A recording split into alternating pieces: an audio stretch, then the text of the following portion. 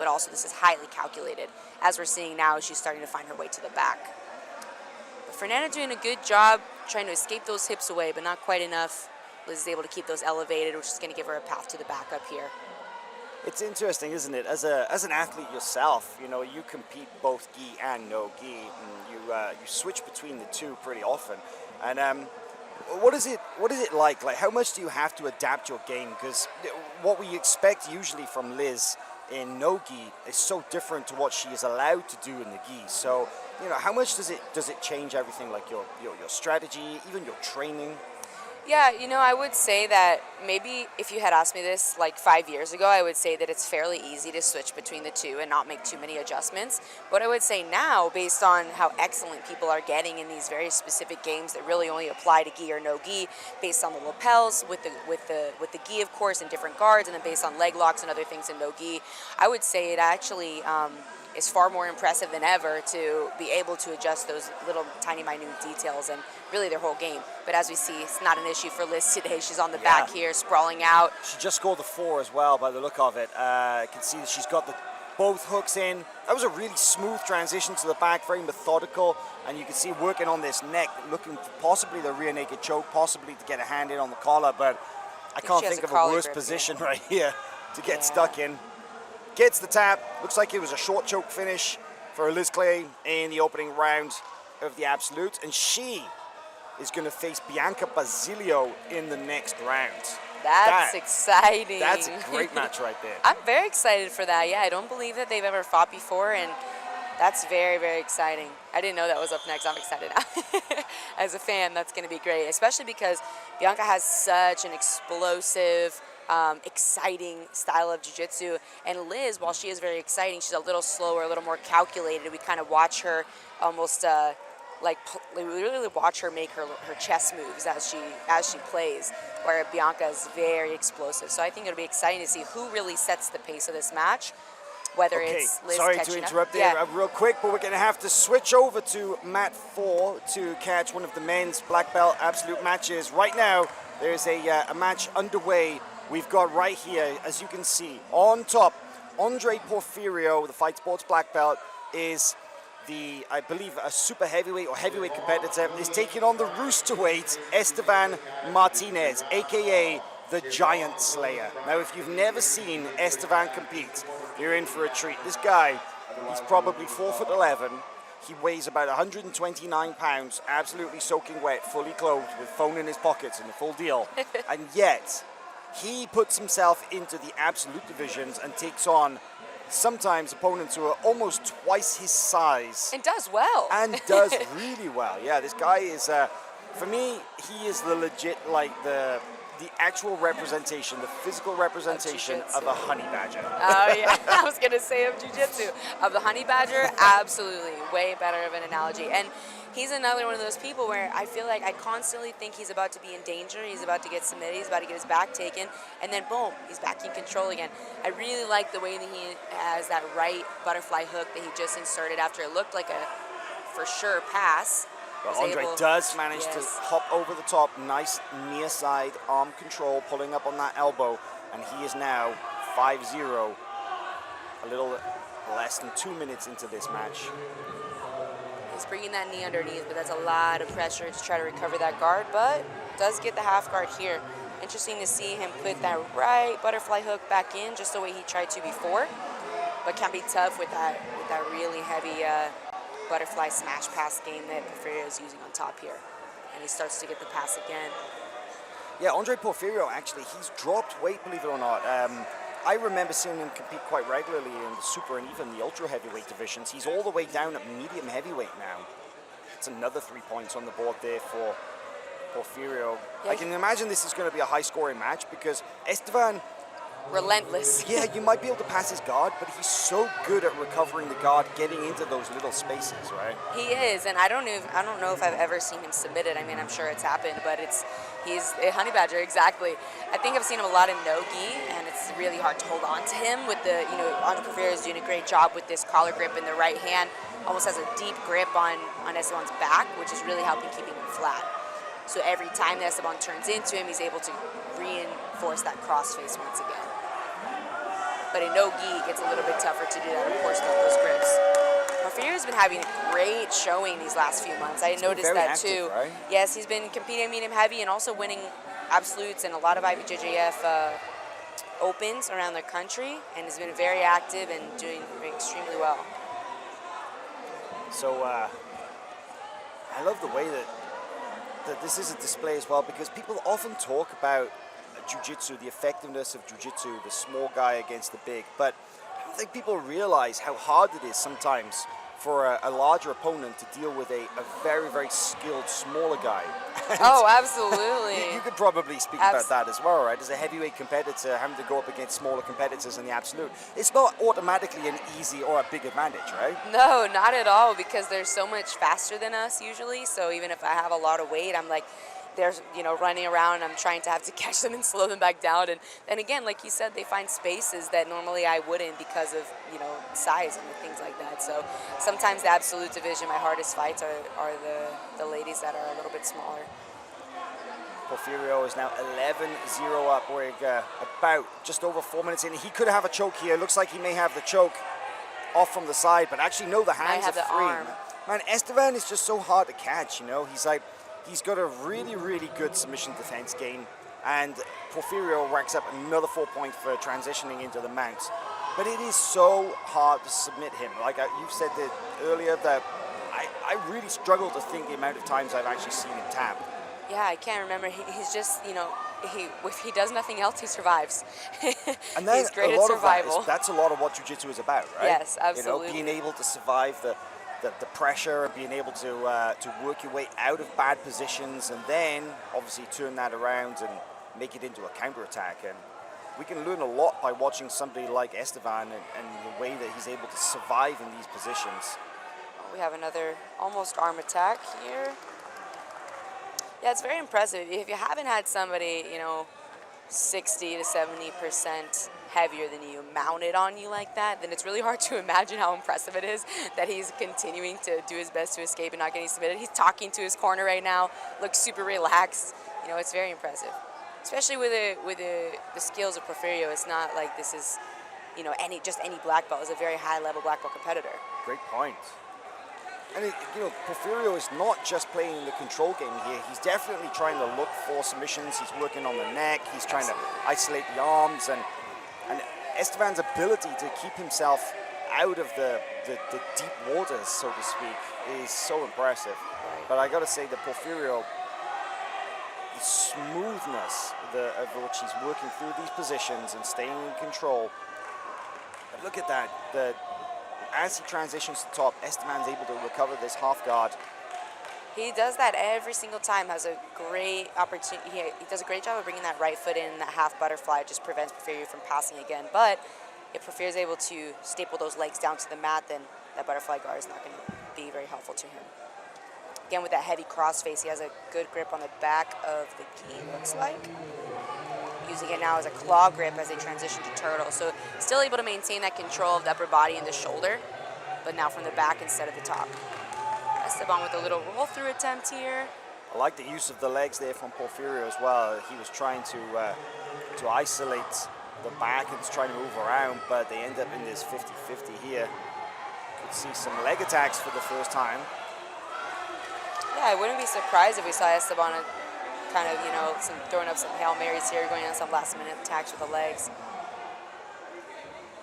If you're watching live on Flow Grappling, of course, we have the Flow Zone stream running throughout the day that will be following the best of the black belt action. And we'll be also trying to sort of cycle through the various divisions. The weight class eliminators start around about lunchtime here, local time in Florida. But if you are watching on the website, then of course you can stream multiple mats at the same time, and all 12 mats are running. Mats 1 through 6 are black belts, mats 7 through 12 are running what looks to be purple belt divisions today. So plenty of action. Nice sweep by Porfirio to come back on top, breaks out of that 50-50, so I have a feeling we're going to see a little more of the same as the beginning of the fight with some smash passing action here. Probably right back into that half guard again. Similar sequence. I don't think the game will change too much at this point. We got some more great action running across the mats in here. We're gonna move over actually just one mat to the right to mat number 3, because starting on mat 3 is Jake Watson versus Matheus Luna. As you can see right here in front of us on the left, very handily with his name printed across his back. That was always good. That's a tip actually for competitors. Put your name on your back. That's Jake Watson with the big Jesus patch on his. That's also very, very easy to identify who Jake is. It is. But we love it when competitors have their names written on their back. But Jake and Matheus, man, they've gone back and forth since like purple belt, I want to say, right? They They've been have. competing for years. They have. Interesting if you guys noticed the action here. Matheus obviously had a very strong game plan coming in with these foot sweeps. He knew Jake was going to pull. He's going for the foot sweeps, trying to look to see if he can get the timing done correctly and get those 2 points as Jake pulls to the guard. But looks like Jake got the pull here, so no 2 points. And now we're going to be into some very explosive passing, I think, right here. Let's see. Yeah, Jake is super flexible, very lanky, very long, very difficult guard to pass. But one thing we know about the Luna brothers, of course, there's Matheus and his twin brother Matheus, is that they are relentless, right? They are relentless. Oh, Jake in here. Oh, looks like that was a mistimed leg attack right here. So now his back opened up there. Jake does have a very good ankle lock, but it looks like he did expose his back in the process, and that's the intensity that we're talking about. The Luna brothers, they go forward and they go so hard. They just overwhelm their opponents, right? I think it was just a tiny bit of a mistiming, and Matheus took advantage of that and was able to start to climb to the back. So very well played by him. But Jake's definitely not giving up by any means. There aren't any hooks in yet. We just have the seatbelt grip. So one hook creeping in here a little bit.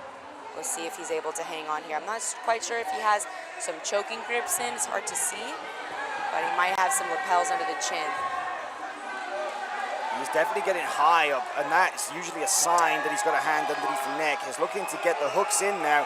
We can see right here, just across from us on the mat, Matheus is working on the neck. Hooks are in, points have been scored.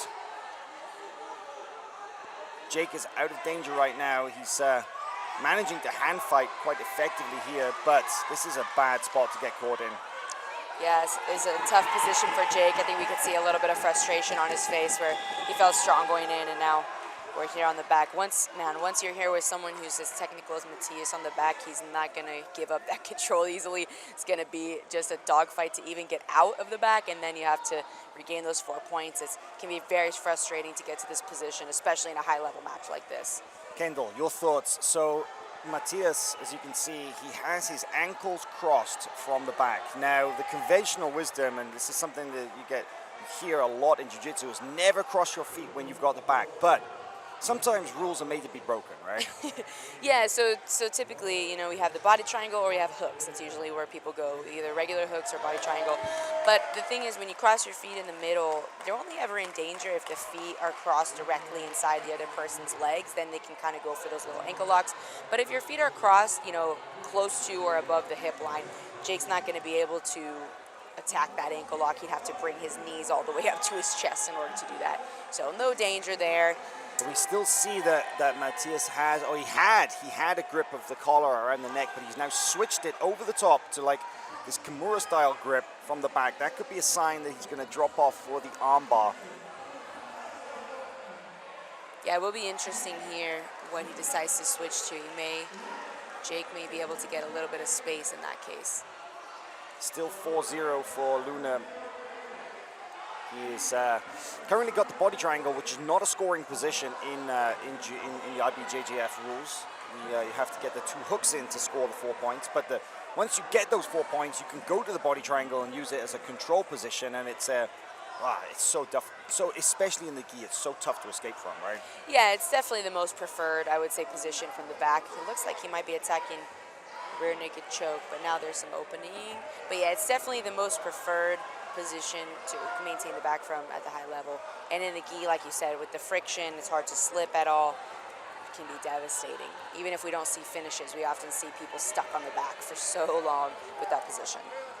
Yeah, I gotta say I'm impressed so far by Watson's resilience in this position, that he's able to protect himself, to keep his neck out of danger, his hand fighting, his awareness of the submission threats.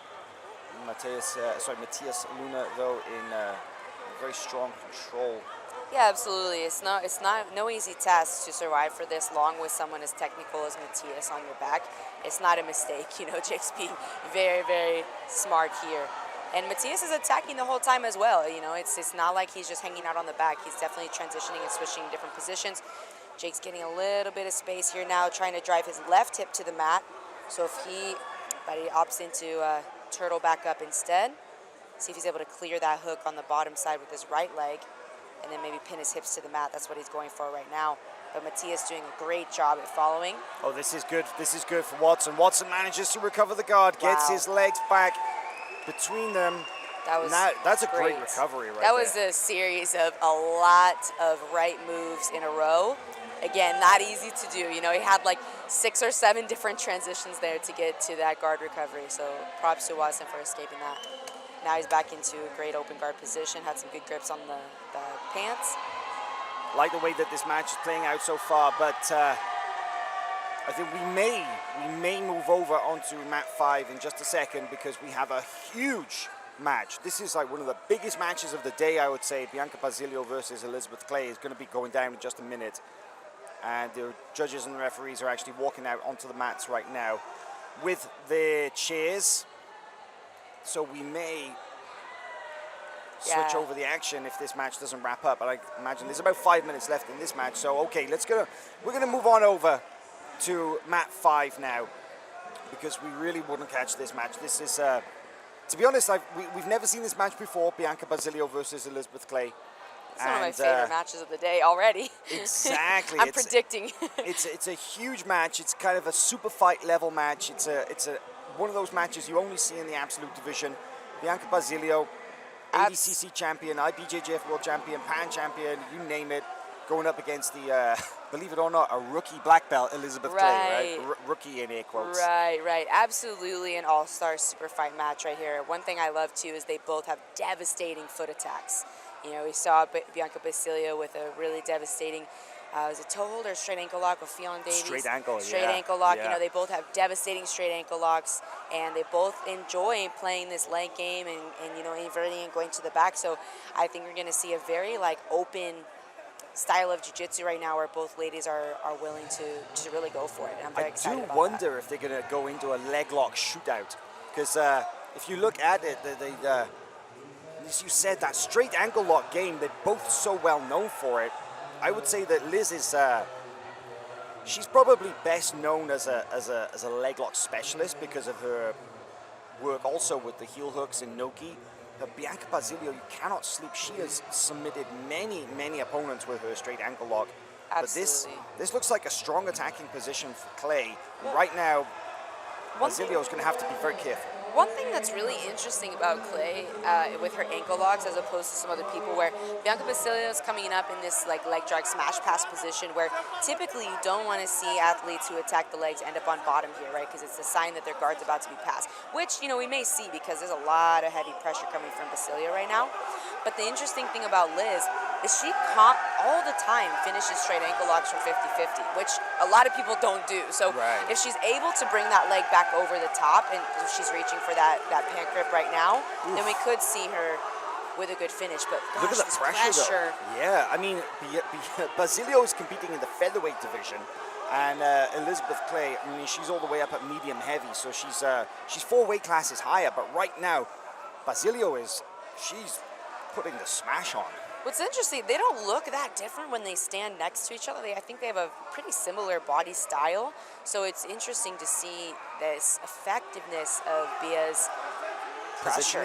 Yes, yeah. I would say it's just very calculated.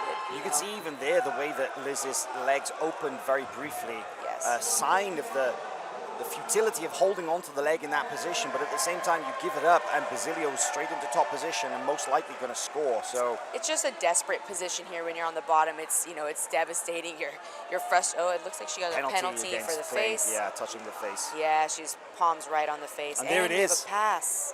Wow. Straight away, Basilio passes and goes knee ride.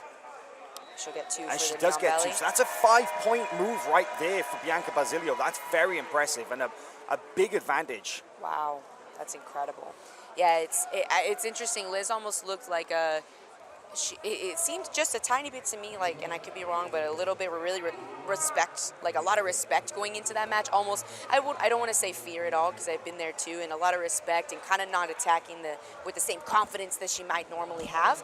So it's interesting to see she might have slowed down a little bit on that leg attack and just gave Bia the moment that she needed to bring the leg across, go into that leg drag position, and really just from there, we saw a very smart way of passing where there was no rushing, she wasn't taking any unnecessary risk, and she just kind of, we call it like cooking our opponent. She was just cooking her, letting her boil a little bit till we got to that pass. But Liz right back into a great open guard position here with this shin on shin, trying to bring that leg elevated, maybe it's single leg X again. One thing we don't often see from Liz Clay is we don't often see her look to sweep and reverse position. She instead uses the guard position as almost exclusively as an attacking position. Do you think that maybe that she should attempt to use the weight advantage and put Bianca Basilio down onto the mat?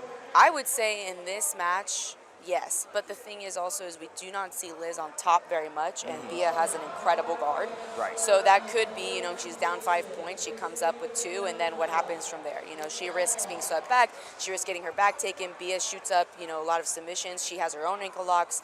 So I think we're going to see Liz here stick to her guns, stick to these attack positions, looking for the back or the legs. She has excellent knee bars, as you know, too. So if she's able to get in deep. The thing is right now, Bia's doing a great job of keeping her hips back, so Liz hasn't been able to really lock up on those thighs or those hips and attach herself to the center of gravity. She's really staying low on the legs because Bia keeps backing her hips out, which is very smart. So it's going to be hard to attack any kind of knee bars in that case. And again, we just see this great pressure with Bia keeping some weight on that right leg, although Liz is starting to be able to elevate those hips more than before. But Bia right back down to that knee and that foot here. Liz with her left foot underneath that Achilles, or her Achilles, sorry, right underneath that ankle. The flexibility is just incredible, right? She gets into some positions. I don't know how people can hang out there. No, it's pretty wild, and we see it a lot with the women's divisions too. A lot of flexibility in the hips, and here we see Liz on the attack again. I think she's looking for a toe hold knee bar here. Oh, she is higher on the leg, but again, Bia escaping those hips and just such an intelligent understanding of the angles. Still, this is an opportunity for Clay. If she can suck that ankle in a little deeper, she's got the advantage of being able to hold on to the pants to be able to do so as well. But if she can bring that in, this outside ashi position, they like to call it in no-gi, but the 50-50 with the both legs on the outside, great position to go for the straight ankle lock. But and again, it's not somewhere that most people finish straight ankle locks from, especially at black belt, but Liz has such an incredible way of coming up to both knees and finishing it there that she finishes people a lot, and she finishes super heavyweights, and people of all weight classes. So it's not a place that Bianca is going to want to hang out and just relax here. Goes to show, though, that Bianca Basilio, her experience and her knowledge in every area, because she's basically beating Clay in her best positions. Yeah. And that is so impressive. And I think actually is maybe something that other competitors should make a note of, because a lot of people are basically fearful of going into certain positions with Clay. And Basilio has faced those down and has actually won those exchanges, or so far has survived and managed to nullify those positions. So let's see how things continue. It looks like see a lot of respect between the two. Is Clay a little frustrated, I think, with this position? Well, I think she is, but what happened is there was a kick and they apologized and smiled, and there was a little bit of an understanding there. But yeah, definitely frustrating. I mean, like we said, Bianca is just so smart in this position. With that right foot on the shoulder and the bicep like that, it makes it almost impossible for Liz to really get any attacks going. But we do see her going belly down here, attacking the leg like she does. She always comes up to both knees in this position. Very smart. Finishes a lot of people. She's trying to rotate that foot through. It's not over yet. And now she's managing to cup her arm around the outside of that ankle. She switched the hook there, and now she's going for knee control as well. But look at the way that Basilio is able to spin out of it and go into this. It's almost like a crab versus crab right here. This It is. Both feet inside on both ladies. This is a very unorthodox position, and to be honest, whoever wins this exchange could come out with a solid attack, but Like I said, I think we're just going to see Liz continue to attack submissions, which is great and it's exciting and we want to see it. But with someone like Bianca Basilio, when you're behind by points like this, it's very risky because Bianca Basilio is not someone, again, it's another person. We don't see her submitted very often, you know, so it's not to say it can't happen, but is it the best game plan in an IBJJF rule set like this when, you know, we're in the second round of the open class looking for a double gold title, which we all know Liz is, as she always does. So, and Bianca just keeping her hips in such a smart position. We don't want to forget that, you know, yes, Liz is a leg locker, but again, Bianca Basilio attacks the legs all the time. She has a devastating straight ankle. We see her on toe holds a lot, so she's not a stranger to this position by any means, gi or no gi. one thing that we haven't seen at all from Clay so far in this match, and I think it's also really smart of Basilio to dictate the terms of this match and completely avoid them, to not even have to defend them, but just stay away from them, is that close guard as well. Because Absolutely. we know how good that Clay is at controlling her opponents, using the close guard, going high. And Basilio, she's managed to stay away from all of those strong points.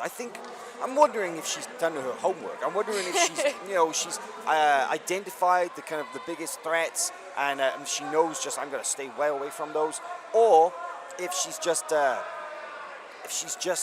you know what, I just play my game, I don't worry about my opponents. I would say it's fairly likely. I mean, we all know that Liz has a great close guard. She finishes a lot of people from there. Like you said, she has a good high close guard. She attacks the arms. And no opponent wants to be in somebody's close guard to begin with, especially in the gi, I would say. So yeah, I definitely think that was intentional. But most of the time, we don't see people willingly go into the close guard, especially in the gi like this. 10 seconds left in this match pretty much, and right now I think that we're going to end the action. So stuck in this position here, and Basilio, a little look over her shoulder to check the time, and that is it. A win for Basilio, who advances through in the open class. Yes, very dominant. That was very impressive, that first guard pass. Again, I think Liz came out with a lot of respect and maybe a little bit slow on those attacks, but yeah, just able to leg drag. So nice. She's going to face the winner of Yara Suarez and Natalie Ribeiro in the next round. That will be a semi-final taking place in about 30 minutes or so. Wow, these are some insane matchups coming up. They really are. Even just that fight with Natalie and Yara is going to be incredible, and the winner of that with Bia is going to be exciting. Let's move over to mat 6 if we can, just across one to the left, because we have a very big match taking place again in the women's absolutes. Jumping guard in the white gi is Ana Carolina Vieira going up against Gabi Pesaña. Now, Pesaña was one of the best brown belts in the world. She came so close to winning the Grand Slam, the IBJJF Grand Slam, winning Europeans, Pans, Brasileiros, and Worlds, only falling short in the final of the World Championships in, I believe it was 2019. And she actually won the division, but she did Grand Slam. She almost doubled Grand Slam, that's correct, winning weight and absolute in each division. But on bottom, Ana Carolina Vieira, 3-time IBJJF World Champion. This is the first time that she's going up against the super heavyweight in Gabi Pesaña.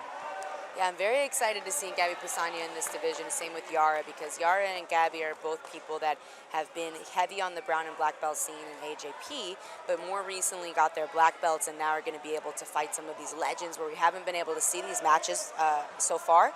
But if you guys are not super familiar with Gabi, you know, she has some wins over, you know, Nacheli De Jesus. She has wins over... While she was still a brown belt. While she was still a brown belt. Multiple, too, not just one. You know, it was a couple... I believe that she beat Nacheli about 3 times in various matches, but... Always close, but yes.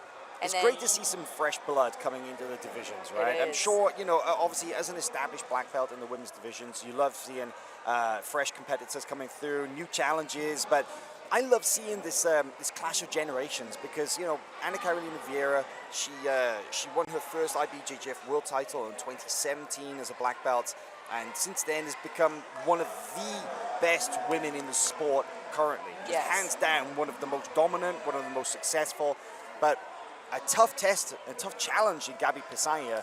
Oh, It's going to yeah. answer a lot of questions, I think. Absolutely. I think on paper, you know, Anna has more titles, but what Gabby's been doing in the last 2 years is pretty incredible, and we haven't really seen dominance like that. A lot of people maybe not know about her yet because of the IBJJF rules of her not being able to be a black belt until now. But what she's been doing on the scene outside of IBJJF is pretty incredible. She and Yara actually do fight all the time. They always have very close matches. Yara is one of the few athletes who can actually beat Gabby, and that's saying something, right? It is. And Gabby has beaten her many more times than Yara has won. I think Yara has won a total of 2 fights in the last couple of years. I could be wrong. I believe it's 2. But one of those was a choke from the back, and then one of them was a close points finish. So you cannot count her out. So I think it would not surprise me if we saw them in the final rounds of this open class division. It wouldn't surprise me at all. Yeah, They're on opposite sides. they could meet in the super heavyweight division as well, which we'll see later. But I believe that runs Later this afternoon. It's about 3 or 4 p.m. Yeah, it's later this afternoon. But the bracket for the open class does place Yara and Gabby on opposite sides of the bracket. This is a quarterfinal match right now. I want to say that the winner will take on Maria Maui-Jacek of Abmar Barboza. Yeah. And that would be... so the winner of this one goes into the semi-final. And on the other side, the bracket's still to play out. But Yara Suarez, Bianca Basilio, Natalie Ribeiro, all on the other side of the bracket. So a very competitive absolute division here at 2021 pounds. Yeah, it really is. Really excited to see this. And what Anna Carolina is doing a great job of halting the passing of Gabby, because Gabby's passing is very explosive, very heavy, a lot of leg drags, a lot of Toriano-style passing. And once she collapses those knees or gets past the hip line, it's very devastating trying to... Oh, look at that, Wow, though. Big sweep here from Vieira. Coming on top. This could be the first score in this match. There it is. 2 points for Vieira. I like the use of the lapel here. Gabby Pisagna immediately trying to put the lapel through the legs, although gives up the grip. This is the first score so far that we've seen in this match, and that was a hard fought-for sweep. And she worked for that. Yeah, so that's what I was going to say, is that single leg X is a great way to nullify the passing of Gabby, where she's explosively Toriano passing. So she slowed her down, was able to be very patient, hard-fought sweep, come on top. And interesting about Gabby, too, though, is I've seen her in this position many fights, down by 2 points. She'll give up an early sweep or she'll give up an early score, and she's relentless, relentless. So, Yeah. but Baby's passing on top is just, as we know, you know, what else needs to be said? Her passing's incredible. Absolutely. I think she's better known for her top game than she is for her bottom. And I think smart strategy in putting Pisagna down, Yes. because then getting that points lead and then being on top in your favored position, I think very smart. But look at the use of the lapel from Pisagna from bottom. This is a very strong position with those long legs now, Yes. trying to isolate the back, trying to go around. Yes, Oh, Anna's possibly off going high for an balance. armbar here. Or to the back. Yeah, Amazing beautiful. work from Pisagna. She's cutting the angle. She's going further and further around to the side. This is dangerous now because She still has that lapel as well, controlling Vieira's posture. Vieira really wants to square back up with Pisagna, and the lapel, as you mentioned, is preventing that. And that is that's a strong control position, almost impossible to break, right? Yes, we see the But unless lapel you give it up. broken. Yes, but with Gabrielle with those long legs, really able to insert a De La Riva from anywhere. Doesn't matter where she is, she will find the back of the leg. And this double underpassing, very difficult with someone of you know, a higher weight class, long legs. Difficult to elevate her hips above her head, which you need for that kind of double underpassing. But still gets her out of danger, right? So she's not in danger of being swept as long as she's under both legs. Oh, going for the no arm triangle from bottom. Something of a, like, I wouldn't say a desperation move as such, but not really a very good attacking position. It's not impossible to tap your opponent, but... I believe she has an omoplata here. Might be able to get the sweep for the 2. She does have that arm inside. She does have the omoplata here, yeah. This is a bad spot. That's a good attack here for Pisagna. She's very strong from this position, starting to break that posture by scooting her hips out. That arm is very deep. Now she gets the collar, just reinforces that posture break, which is what she needs. And shooting up a triangle, possibly, which a triangle is... Oh, look at the stretch. Wow. Look at this. We could see a finish here.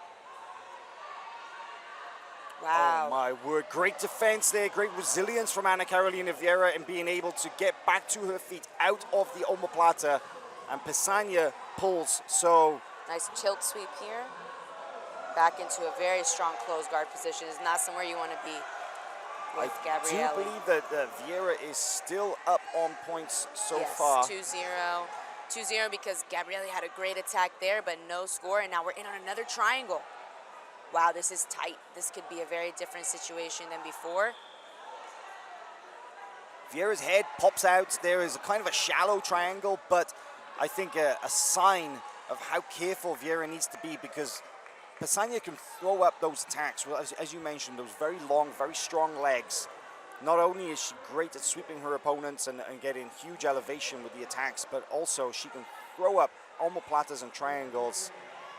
Very, very powerful. I want to say there's approximately 2 minutes, just over 2 minutes left in this match, about 2:20 or so. One thing we see from Gabrielli as well is she's very calm and collected at all times, and she will look to the ref to wait, you know, for penalties, for advantages. Her brother is a referee that we see all the time in IBJJF. She understands the point systems, I think, better than most competitors do. That's something I saw from her starting at Purple Belt. She understood things. I had no idea how they worked. It was really impressive, and it's won her a lot of high-profile fights.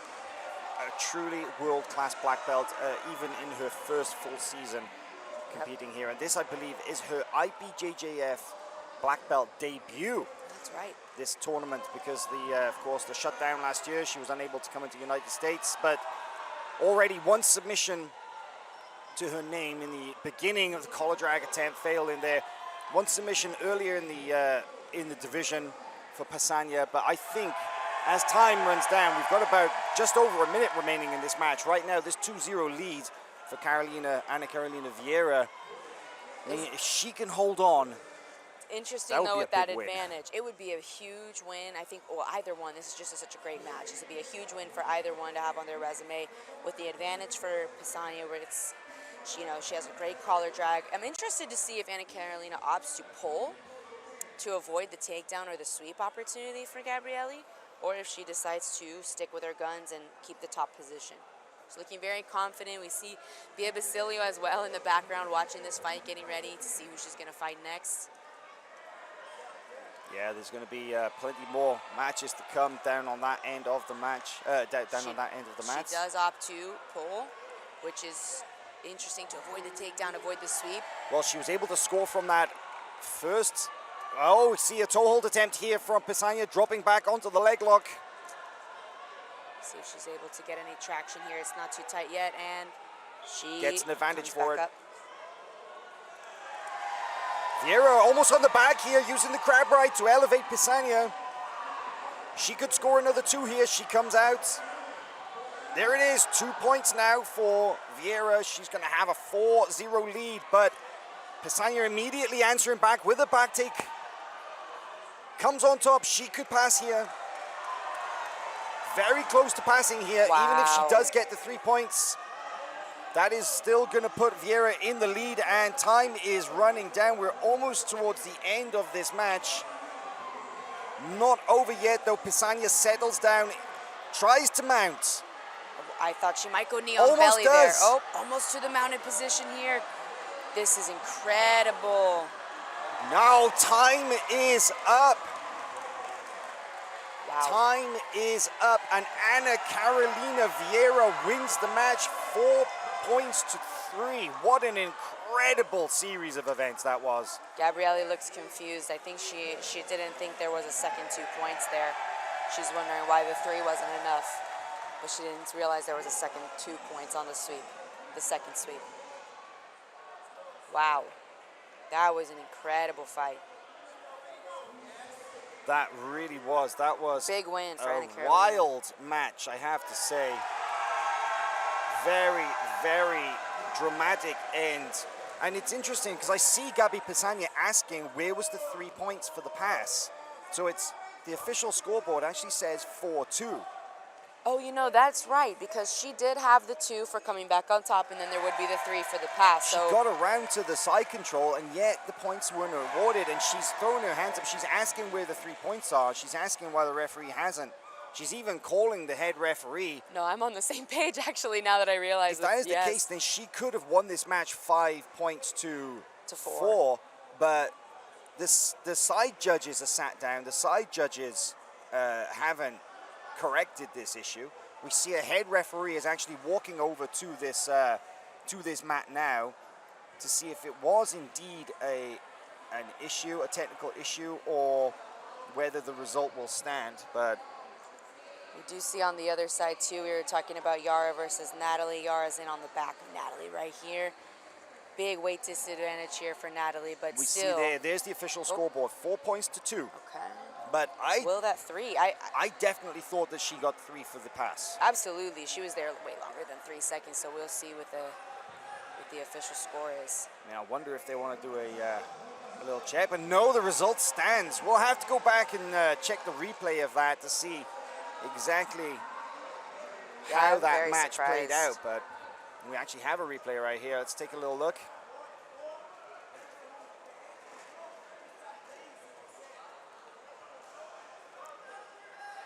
And yeah, that is a little earlier we believe that she settled into the side control, but did she hold it long enough to get the points before she tried stepping over into the mount here? Yeah, because she came around from the crab ride and into the side control, and I'm wondering if they deemed it a guard pass or whether it was, I don't know, because sometimes there are those unusual positions where you don't technically score when you come into side control. That's you know right. what I mean? Yeah, they could have if they didn't count it as a guard. But the thing was Gabby came up. It was 50-50, I believe, and then she might have been attacking the back and then gone into side control instead. In which case she would have gotten an advantage instead of the guard pass. And I think that's how it played out. I think that is how it played out here. Let's switch over to mat 1 very, very quickly because I think we could catch Felipe Andrew submitting an opponent here if we can flick over. Felipe Andrew is going against Rafael Vasconcelos of Atos, and he has him in a triangle right here, we can see, but Vasconcelos postures out, manages to get his head free, and I think that this is literally the opening seconds of this match right now here on mat 1. So this could set the tone for the rest of this match. Yeah, really exciting to see the men's division start to spice up a little bit here. I know we had some of the opening rounds already through. What did you say this one was again? How this is Felipe quarters? Andrew against Rafael Vasconcelos in, I want to say, a quarter-final match here at the Absolute Division. Beautiful. Here at IBJJF Pans. The winner of this will go right into the semifinals of the Open. Wow, I'm still shook up from the Anna Carolina and Gabby fight. I'm very surprised at the final call, but it definitely could have been that they didn't count it as a guard pass if she came up from more of a turtle attacking position, and then the mount was needed to get that final score. Settling into this, it's not a 50-50 position. This is a footlock attacking position for Felipe Andrew, and we know how dangerous Felipe Andrew's straight footlock is. Another devastating straight ankle lock. Another devastating footlocker. Yes, a lot of those this morning. So one thing I've liked this morning is I think we have seen quite a bit of 50-50, but I haven't seen a lot of stalling this morning, which is really cool because you do run the risk of that 50-50. And you know, sometimes of course people are being a little bit lazy or a little bit too apprehensive, but sometimes it's just difficult to get out of once you get in there, right? So for the athletes, it's difficult. But we haven't seen any of that so far, at least in the matches we've been covering. We've seen a lot of action from that position, made a very strong attacking position, which is exciting. See Vasconcelos coming up on top, but this, to reiterate, this is not a 50-50 position. This is now this is a 50-50 position, but it was a footlock attacking position. But you can see now that Felipe Andrew coming up on top. Well, it was great to see that sleeve grip that Felipe Andrew had through the leg. That it just made it really, really hard to defend any kind of sweep attacks or really just have any kind of balance or base at all, taking out his partner's post.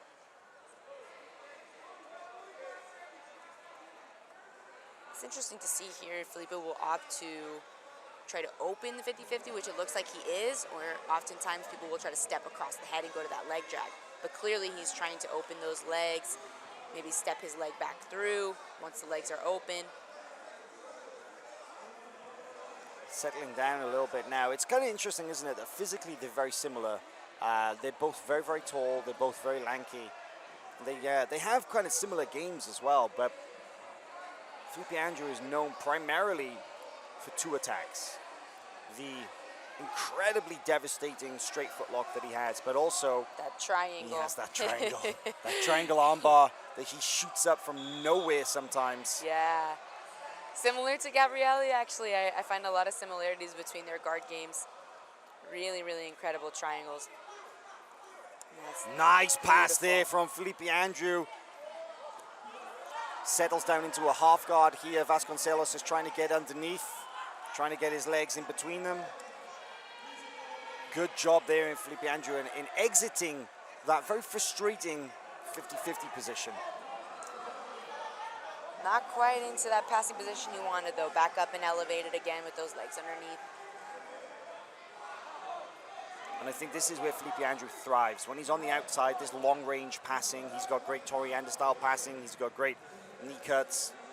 Great, amazing backstep passing, actually. He's so tall, he just throws his leg over in like a reverse spinning kick. Yes, we saw a small version of that a second ago when he did almost get to that deep smash half guard position. We saw a small version of that right when he broke free of that 50-50. Vasconcelos is using those legs to try and control and try and slow down Felipe Andrew. That long De La Riva hook. Very frustrating to deal with, right?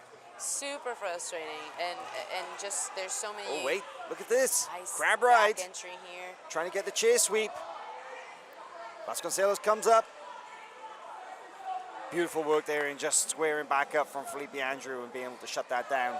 Yeah, it can be very tough to do with the gi when you stand up in that kind of back clinch position where a lot of times no gi you have like the traditional, oh, you see a nice knee slide to pass Nice. Set it up initially with a long step pass, tried to back step and long step off it, but then just a nice little slide through that half guard, putting Vasconcelos on his back.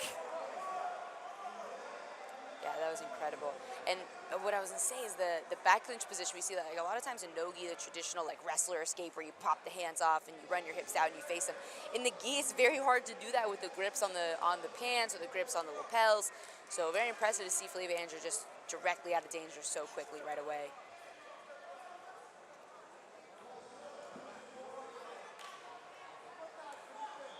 And they're back on the feet here.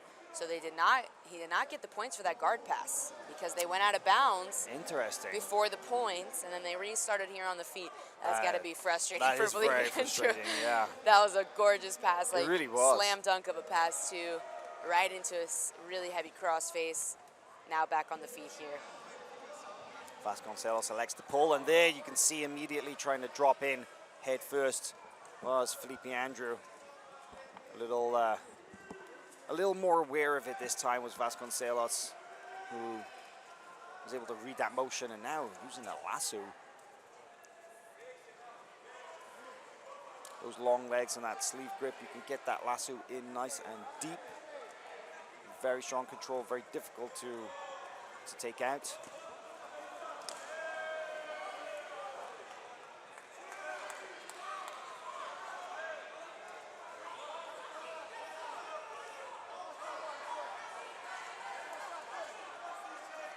Andrew on top still. Now on the other side, trying to pass through to the left. It's kind of a knee shield half guard.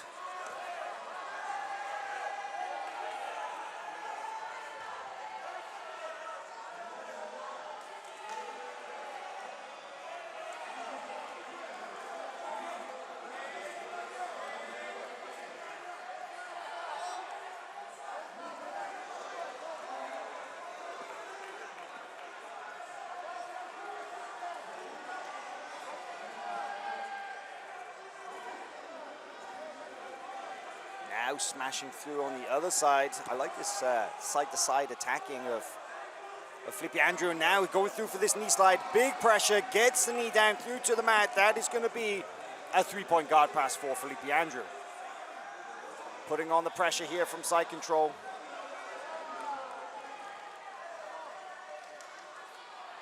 Goes the knee ride and into the mount. Felipe Andrew now.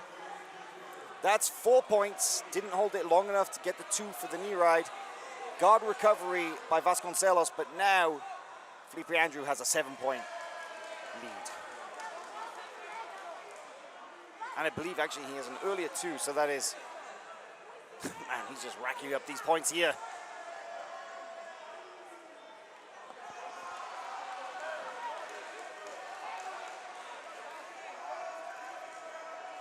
Felipe Andrew is so calm, so relaxed when he's fighting through these positions. His defense is to basically just sit there and look unperturbed by his opponent's attacks.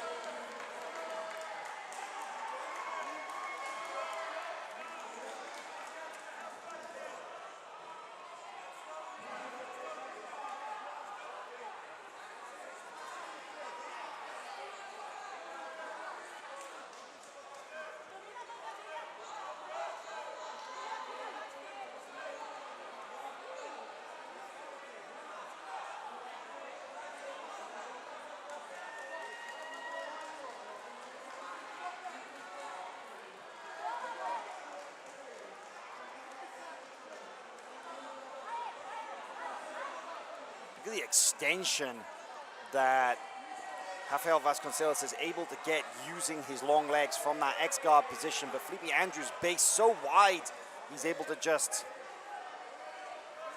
extend his stance and comfortably defend, but Vasconcelos trying to fight up the top.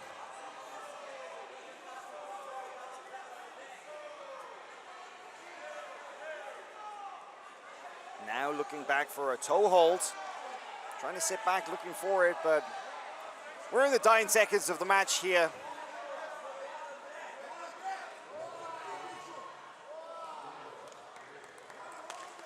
And that is going to be it for Felipe Andrew, who will move through in the bracket here into the semi-final of the Absolute Division at PANS.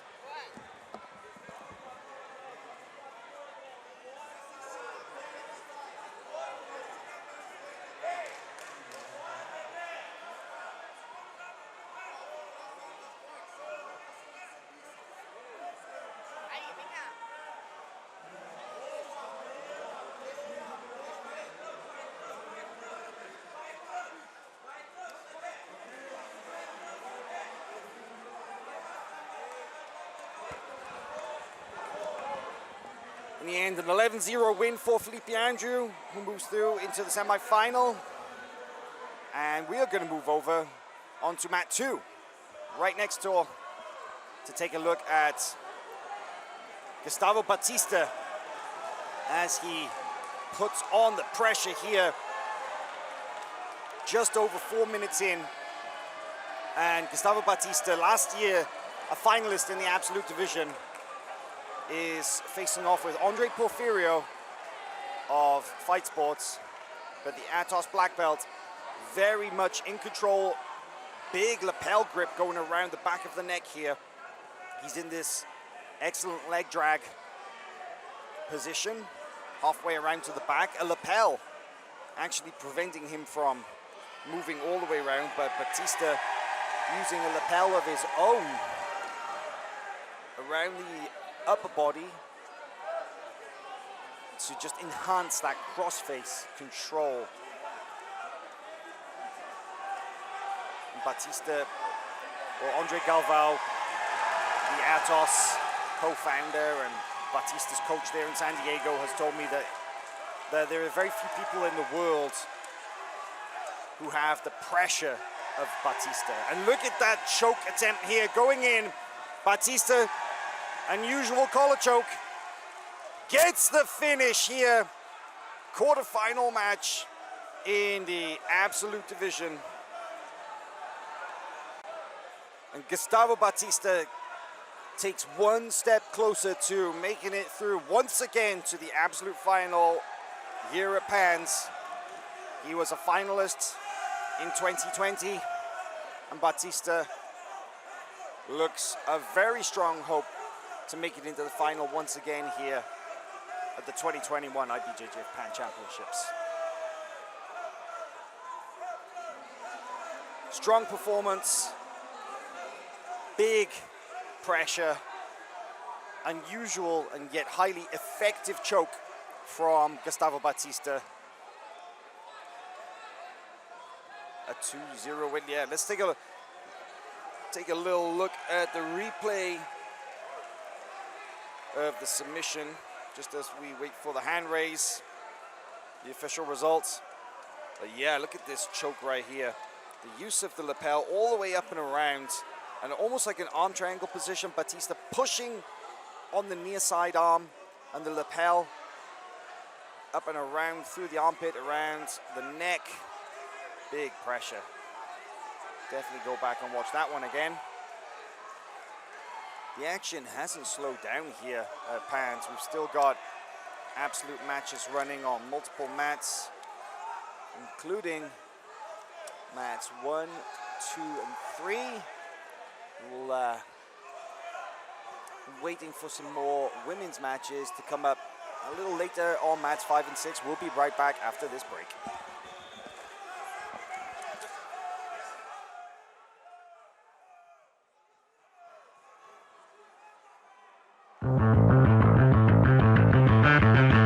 IBJJF Pan Jiu-Jitsu Championship here in Irvine, California. You don't want to miss this one. Cobrinha versus Moisinho should be pretty good. I'm hungry to compete. That's when I feel alive. He's in the final now. I believe he's victor. I'm there not to prove anything to anybody. I have to prove to myself I can do it.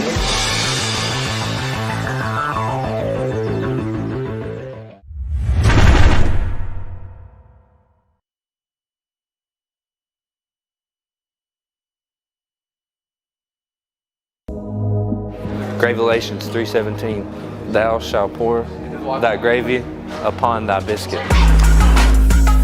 We're here in Austin, Texas, getting ready for the Who's Number One press conference. This is the biggest card I've ever been on. Gordon Ryan's on the card. Gabby Garcia's on the card. The star of the Daisy Brush series, Andrew Wiltsey.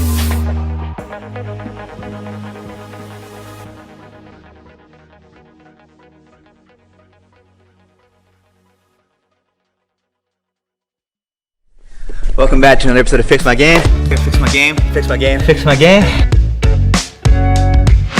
King Cornelius in the house. Claudia Duvall. Josh Hinger. Andrew Wiltsey. Be a Mosquito. Nicholas Marigali. Stay tuned while I catch my breath and we'll go over some stuff. So I want to keep this foot on the hip here. So, you want to smash, right? On top? Yeah, exactly. Control his hook. I can kill his guard. Sit up well. Yes. I like that. So this one has to react immediately. As deep as I can with the first arm. And then when I would throw the legs, come straight down for a slap. This underhook stuck. You're essentially screwed. Yeah. Another Fix My Game in the books. Very clean and efficient jiu-jitsu. We'll see you guys on the next episode of Fix My Game.